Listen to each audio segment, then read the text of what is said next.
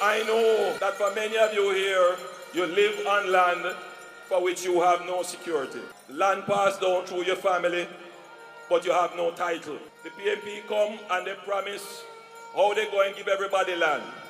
Let me explain something to you. And I don't take back no chat. Squatting, informal communities, irregular settlement is created by the PNP. The PNP introduced chaka-chaka-ism into this country. The PNP introduced disorderly spatial development into this country. I want you to understand me. I went to a community called Naysbury Grove in Minister Tufton's constituency. Listen to me good. I want all labor rights to listen to me good. Naysbury Grove had its start under Operation Pride. Now, I want every Jamaican to own a piece of Jamaica. I want every Jamaican to have title for the land that they have. And this is what pained my heart, you know. The objective of Operation Pride is something that I agree with. The country needed an Operation Pride. But the truth is, you can't leave these kinds of projects up to the PNP. They can't manage it. You will have policy drift under them. But as you know, Operation Pride was the most corrupt public enterprise in Jamaica. I stand here 30 years after Operation Pride as Minister of Housing, and I can tell you that under my watch, there has been no informal settlement created, sponsored or tacitly supported by the government, no chaka-chaka development sponsored or created by the government.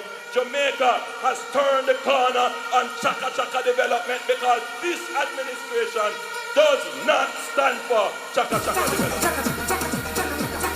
I spend a lot of my time and I give direction to public resources to resolve much of the Operation Pride problems. In Minister Montague's constituency, we are spending over $2 billion to put in road, water and sewage in a housing development started by the PNP. They said to the people, go and settle it and we take care of it after. 20 years after, people don't have no sewage, people don't have no water, people don't have no road. That was Operation Shame. We are the ones bringing pride to that housing scheme now, and we will be the ones to bring pride to Naysbury Grove. Let me tell you this, I went there to Naysbury Grove to issue out titles, because we are the ones doing the titling now. And the people come to me and they say, Prime Minister, they tell me to come and settle the land, they tell me to live here, they're not giving no survey, them not put in no water, there is no pathway, them just did it, So now, we have to rectify that.